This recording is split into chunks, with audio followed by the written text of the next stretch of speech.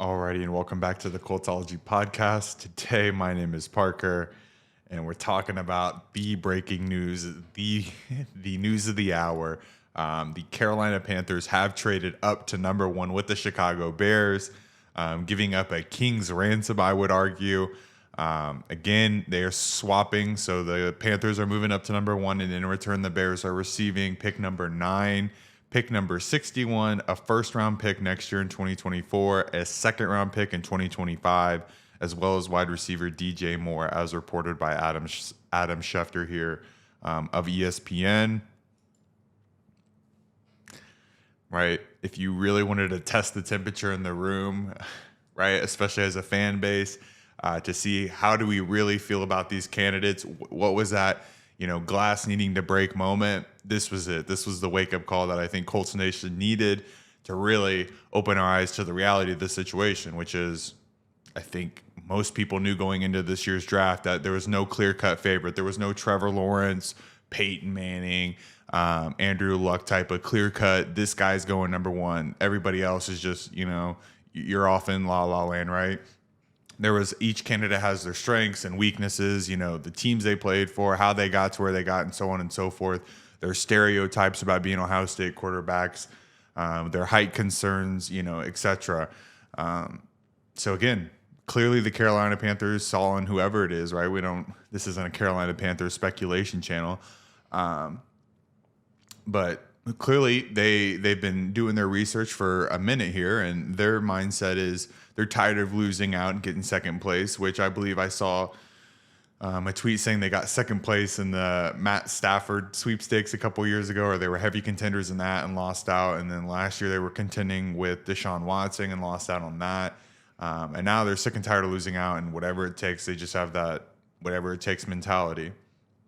And you have to ask yourself again, in my opinion, if you look at this trade, you could basically just take DJ Moore and swap out MPJ and ask yourself, if you're a Colts fan, could you look at that trade and say, yep, I'm cool with that, right? I know we don't have exactly pick 61, but like in that relative realm. But then again, the equivalent of a first, a second, MPJ, and number 4, and so on and so, or giving up, swapping back to number 4. I'm going to be honest with you. As a Colts fan, I wouldn't be okay with it. Why? Because I think Colts fans know the strength of Chris Ballard is finding, good value in the draft, finding, talent that, he ultimately believes in and, wants to believe that, and ultimately developing and then re-signing them ultimately. And some players we've seen, obviously, with Quentin Nelson and so on and so forth.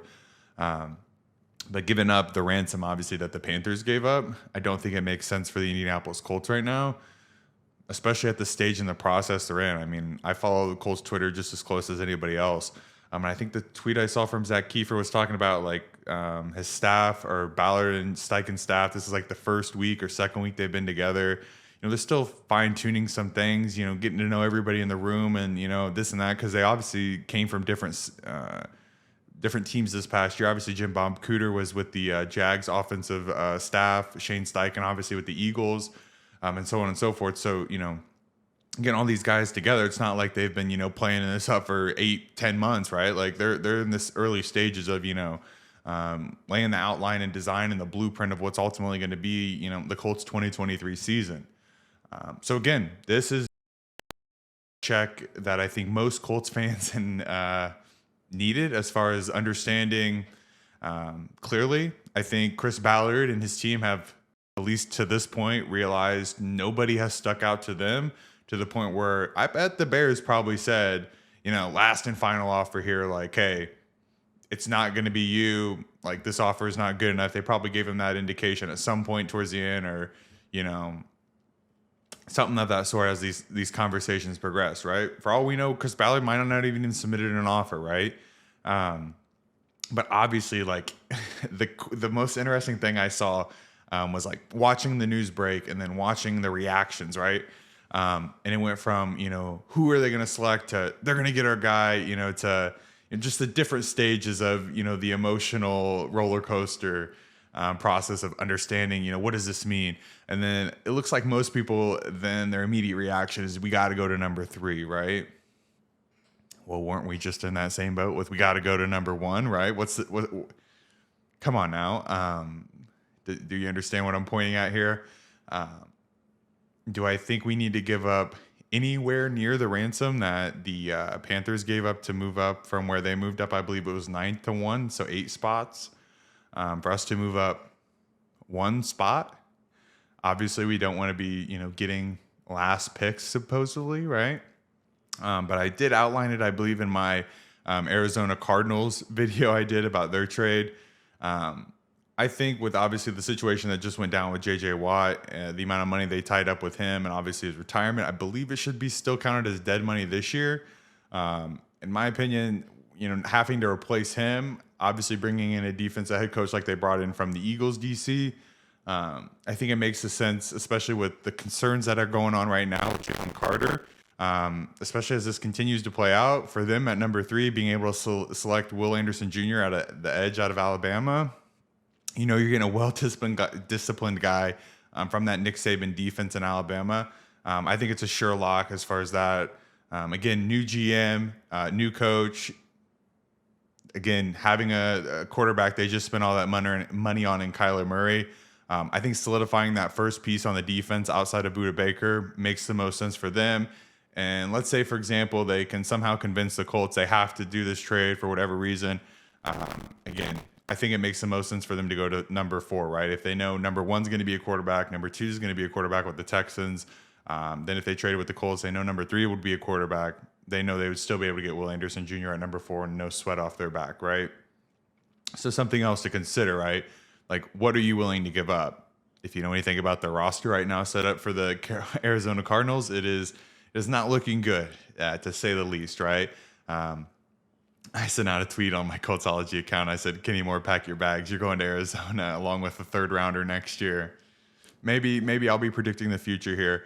That would be the most compensation. And even then, I mean, what is Kenny Moore? Like, I think most people have him put about a 3rd or a 4th, maybe a 2nd to 3rd day pick as far as trade value, because, again, you're going to have to pay him because he's made that very clear. That's his expectations. Something to consider. So again, I think a lot of people, this was a gut check, especially if they were very set on one specific quarterback and they're very convinced that that's who the Panthers are going to get. I'm gonna be honest with you. My thought process was the Panthers would be interested in a guy like Will Levis, but maybe I'm wrong. That that cannon of an arm. Can't say that was ever really showcased much in Frank Reich's years in the system that he was able to unveil. Obviously, with Carson Wentz, some of that was kind of limited with his ankle injuries. If people always forget about that, be able to throw the ball deep. Obviously, there's some of those plays I can think of against the Ravens with MPJ and the 49ers, and so on and so forth, where he's throwing those deep balls and giving his guys a chance to go up and get it. But for the most part, I would say we really haven't seen a quarterback that's really been able to air it out with a big arm. And I believe that's what, Will Levis was at the combine bragging about, obviously having a cannon of an arm. I don't know if that necessarily fits Frank Reich's system perfectly. I think, honestly, again, this is now my opinion on the Panthers pick. I think looking at what we've seen with Frank Reich and what works and what he likes to run based off his play calling, as we've gotten to see for all those years on the Indianapolis Colts, I think C.J. Stroud makes a lot of sense for his system that he's trying to develop. I think C.J. Stroud has the most, outside of, again, Bryce Young, if you don't have those, if you're not in love, again, with some of his height and weight characteristics, I think C.J. Stroud is the most pro-ready quarterback, again, as it looks like on tape. Again, with AR-15 and AR-15 Anthony Richardson and Will Levis, I think you have some concerns about ability to read defenses at the next level, read through progressions and so on and so forth, because, again, especially accuracy issues with Anthony Richardson. And again, only still having so many limited snaps. I remember that being something that it was a point that got talked about with like Trey Lance, about how little snaps he obviously played throughout his career just in football because of the restrictions that went down with COVID and so on and so forth. Like, he really didn't have a whole lot of experience in college at all, but he was drafted that high up in the 2021 draft. Like, that's going to be something similar with Richardson only having one season, I believe, started at Florida. It's going to be interesting if that obviously happens. But again, somebody else trades up. I've seen, like, I hate to say it, but some of these, and I say quote unquote poverty franchises, because I mean, to some extent, I truly believe that, right? Not some extent, I truly believe it when I say it. Like teams like the Jets, they're desperate, chaos, right? You see them, they're flying across the country for Aaron Rodgers. Poverty franchise, are they willing to give up something crazy if they believe if we get this right quarterback at number 3, they could put us over the edge and, do it? I mean, how easily were they sold on Zach Wilson? Was it that long ago that people remember it was Trevor Lawrence number 1, and then it was just assured bet, no doubt, no question, straight to the point, walk the ballot in. It's Zach Wilson at number 2, and everybody's like, huh? I mean, I wasn't overly impressed. I mean, I got the hype about, Trevor Lawrence never lost on Saturday. I mean, come on now. Until obviously this year, put like the hype and aesthetic going into it. But, a team like them could be, I don't want to say crazy enough because that's chaotic enough to throw the bag like we just saw the Panthers do, right? If they're desperate enough to win now, other teams like that I can think of who have, very, what's the word I'm looking for? Risky owners, I guess, like more frisky of the type. The Raiders, right? Especially with, McDaniels. But again, I think if you remember, we've talked about McDaniels' system. It's known to be like very, very difficult to interpret, understand, pick up quickly. It's like 4-dimensional chess in your brain trying to understand his offense. But when you have guys like Brady and Edelman in the system for so long, they know it, right? They pretty much help write it with him. So him trying to take that system somewhere else, it's not picking up as well. And I believe when that players survey came out as well, the players gave him his coaching staff and his rating were terrible. So again, teams like that, if they can talk their owner into saying, hey, we don't want to be missing out, right? XYZ, let's cash in, just like the Panthers. Like, they got the mindset. Why don't you? Here's, management team and Josh McDaniels can go in there and convince the owner, like, hey, we need to move up to number 3 to get our guy. Next thing you know, the Colts are sitting at number 4, and it's like, what do we do? I don't know. Something that could very quickly become the reality of the situation. Again, depending on that theory I just threw at you about, again, J.J. Watt moving on. I believe if I pull it up here, let's take a look. I don't actually think it might be as much as I think, but again, I think it wasn't a lot of money. It's a couple $1 million for J.J. Watt's dead cap. But again, it's that roster spot where you were thinking, hey, we're going to have this guy maybe, this many years. And as far as I know, maybe they didn't have it planned out for him to be retiring this year or this soon. Maybe they knew it was a possibility, but they didn't actually plan for it as soon as that. And obviously replacing him, again, with that solidified prospect and Will Anderson Jr. and obviously what's been going on in the news recently with Jalen Carter, I'd be interested to see if they are willing to move back to say, what would the Raiders be at, like 8, and get, hope that their candidate A either falls back there, or if it's C, or B, they get the best option later. I think it really puts the Seahawks in an interesting spot at that point if all those quarterbacks are gone. You got to think they're probably, the pressure's on them to take Jalen Carter there at 5, right? At least I would think so. So if that happens, right, and the Colts are picking 4, what options do we have from there, right? You're either getting whoever, if you're picking at 4 and the Cardinals don't trade, you're potentially getting the 3rd best of the lot, whoever the first 2 teams obviously don't want. Or you risk another team obviously moving up to 3. They get the first 3 and you just get last pick, which does Ballard really want to hinge his career on last pick? I'm going to be honest with you. At that point, I think it just makes sense to, it depends again how soon that pick would potentially be traded. If it's like a draft night pick, obviously you just got to take whoever's there, right? But depending on if this pick got traded super early, if I'm Ballard and I know, again, my job heavily relies on this team getting better this year and getting better in a hurry, and again, betting on the 4th best pick or whoever the first 3 teams, whoever their scouts and everybody can't convince themselves is going to be good enough, you just get, I don't know if Ballard wants to do that. That makes me think, again, he might have to go win now as far as like looking at who did we hear from Michael Lombardi talking about being fully available.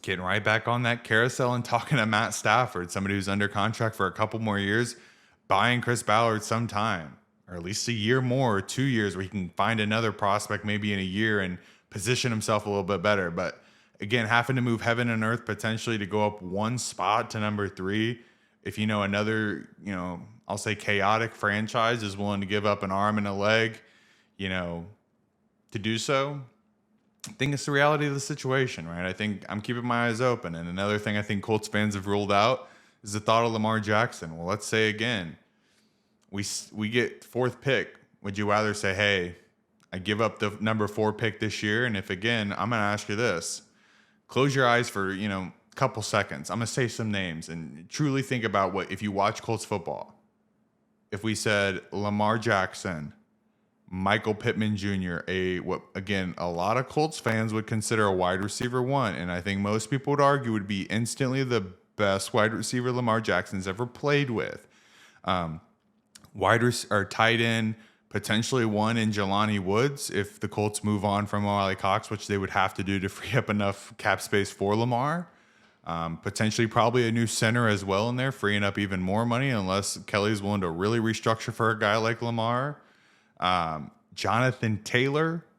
Again, if you really are Ballard and you believe in that left tackle big bet and Bernard Ryman, that could potentially be a big payoff. You have Quentin Nelson getting back on track. Hopefully his, again, salary and his performance meet, and they're equaling where they need to equal.